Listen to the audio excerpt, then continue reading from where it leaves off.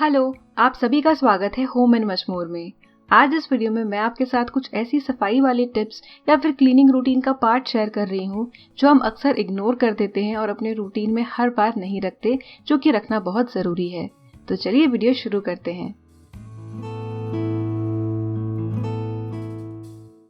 घर में kitchen sink बहुत यूज होती है और बर्तन मांजने के बाद हम सिंक को भी धोते हैं, लेकिन एक चीज है जो इग्नोर रह जाती है और किचन सिंक की पूरी तरह से अच्छे से सफाई होना बहुत ज़्यादा ज़रूरी है। तो मैं बात कर रही हूँ किचन के बेस के साथ साथ उसके बीच में जो जाली होती है इसकी।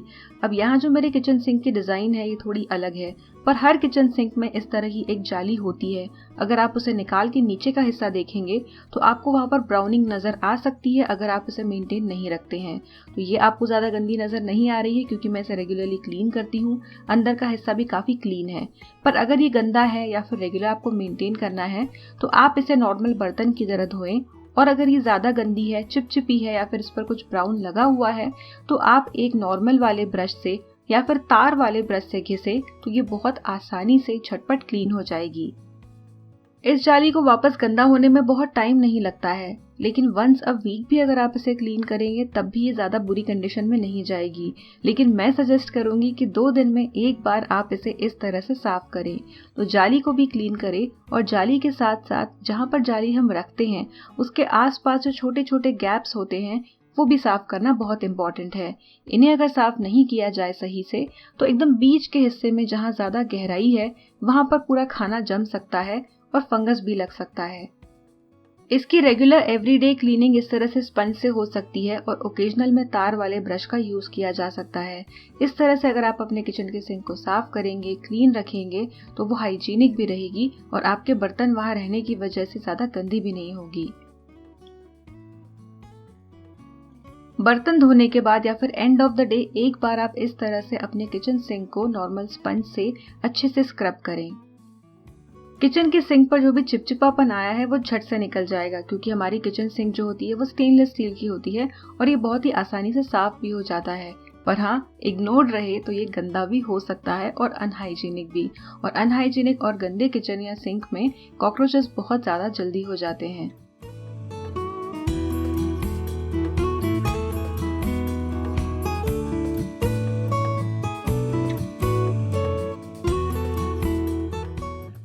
किचन सिंक का टैप एक ऐसी चीज है जो इतने सारे बर्तन धोने में हेल्प करता है, लेकिन खुद कई बार इग्नोर रह जाता है। ऐसा करने से या केवल इस पर पानी डालने से ये साफ नहीं होगा, उल्टा पानी के ज्यादा इस पर दाग लगने लगेंगे। तो ऐसे में आप एकदम सिंपल चीज फॉलो कर सकते हैं। बर्तन धोने वाली स्क्रब की स्पंज साइड को आप यूज करें। किचन सिंक का मटेरियल थोड़ा अलग होता है तो उसके लिए आप जो हार्ड वाली साइड है वो यूज कर सकते हैं इस स्पंज की, लेकिन आप टैप के लिए उसका यूज ना करें। थोड़ा डिश वॉशिंग लिक्विड लें या फिर अगर आप सोप यूज कर रहे हैं तो थोड़ा सा झाग बनाकर फिर लें ताकि जो सोप के पार्टिकल्स हैं उससे जो नल है वो घिस ना जाए। नल अगर घिस गया तो उसकी चमक पूरी तरह से चली जाएगी। तो हो सके तो लिक्विड का यूज करें। उसके बाद झाग बनाकर इसे अच्छे से स्क्रब करें स्पंज साइड से और फिर पानी डालें। अब पानी डालने तक काम हमारा कंप्लीट नहीं हुआ है, इसके बाद इसे पोंछना भी जरूरी है। आसपास की जगह को मैं पहले पोंछ रही हूँ और उसके बाद इसी स्पंज को निचोड़कर मैं पोंछ रही हूँ टैप। ऐसा करने से टैप साफ भी हो जाएगा, उस पर पानी के दाग भी नहीं पड़ेंगे। इस स्टेप को आप जरूर फॉलो करें, स्पेशली अगर आपके यहाँ पर खारा पानी आता है। मीठे पानी के तो दाग लगते ही हैं, खारे पानी के ज्यादा दाग लग जाते हैं।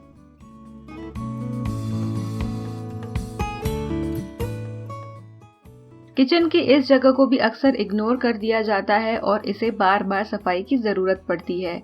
ये हैं किचन के हैंडल्स। तो जो हमारे ट्रॉली के हैंडल्स होते हैं इन्हें हम बहुत ज़्यादा हैंडल करते हैं, यानी बहुत ज़्यादा इनको हम टच करते हैं, यूज़ करते हैं, जिस वजह से ये चिपचिपे होते हैं, गंदे होते हैं। जो भी हम खाना बनाते हैं, अगर रोटी बना रहे हैं तो आटा इन पर गिर जाता है, कुछ ना कुछ इन पर गिरते ही रहता है। किचन के हैंडल कितने चिपचिपे हो रहे हैं या फिर कितना खाना उनमें जमा हो रहा है वो उनकी डिजाइन और मेक पर भी डिपेंड करेगा।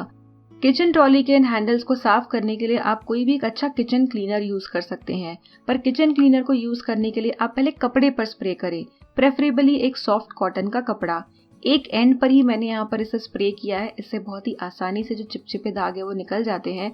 और फिर कपड़े की सूखी साइड से या फिर दूसरा सूखा कपड़ा अलग से लेकर आप हैंडल को तुरंत पोंछ ले, ताकि जो क्लीनर है वो लिक्विड है उसके दाग वापस से हैंडल पर ना पड़े।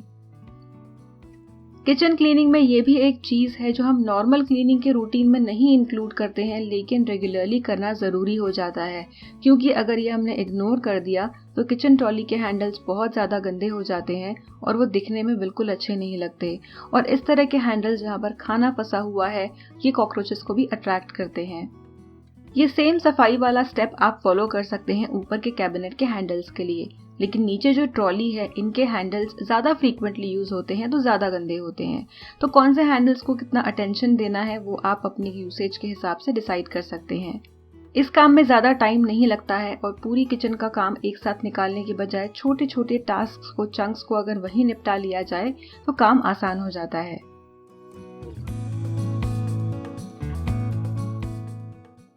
ये टिप है रेफ्रिजरेटर की सफाई से रिलेटेड।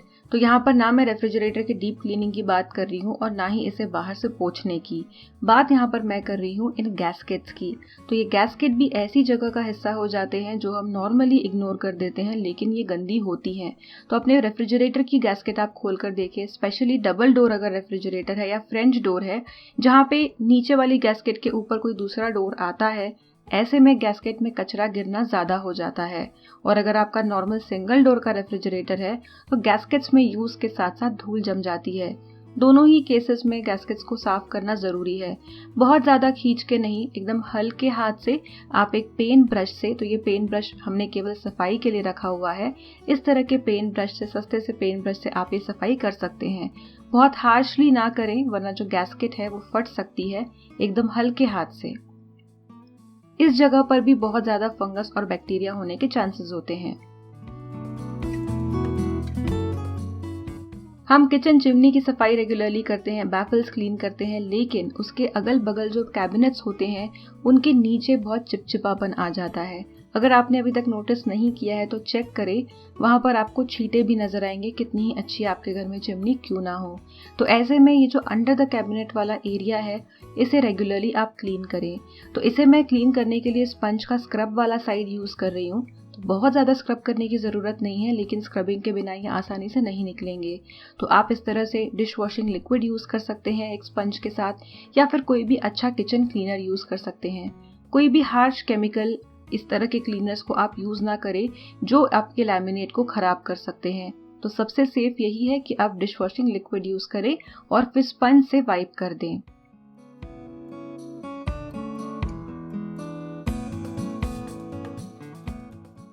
नेक्स्ट टिप है किचन की खिड़की रिलेटेड। तो आजकल नए घरों में डिज़ाइन इस तरह से होती है कि हमारे चूल्हे के सामने नहीं, लेकिन किचन में साइड में खिड़की होती है। किचन की खिड़की घर के बाकी खिड़कियों के मुकाबले ज़्यादा जल्दी गंदी और चिपचिपी होती है। तो इसका भी हमें रेगुलरली ध्यान देना चाहिए और आप इस तरह का ब्रश यूज़ कर सकते हैं जो जाली है उसे क्लीन करने के लिए। तो विंडो क्लीनिंग के रूटीन में या फिर ओकेजनली आप अपनी किचन की विंडो को साफ करें।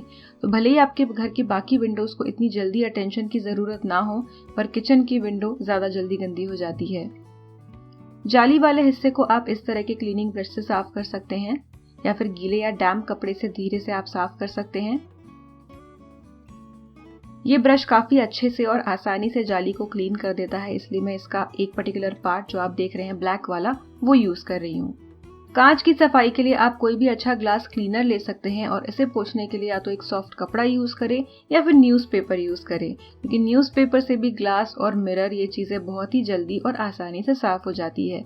तो जो आपके पास अवेलेबल हो, जो हैंडी हो, आप वो यूज़ करें। आज का ये वीडियो एक तरह का रिमाइंडर या रिवीजन वाला वीडियो था, जिसमें हमने कवर की है ऐसी चीज़ें जो हम रूटीन में क्लीन तो करते ही हैं, लेकिन कई बार सही तरह से क्लीन नहीं करते या पूरी तरह से क्लीन नहीं करते। वीडियो को यहाँ तक देखने के लिए थैंक यू और अब हम मिलते हैं अगले वीडियो में। तब तक के लिए बाय।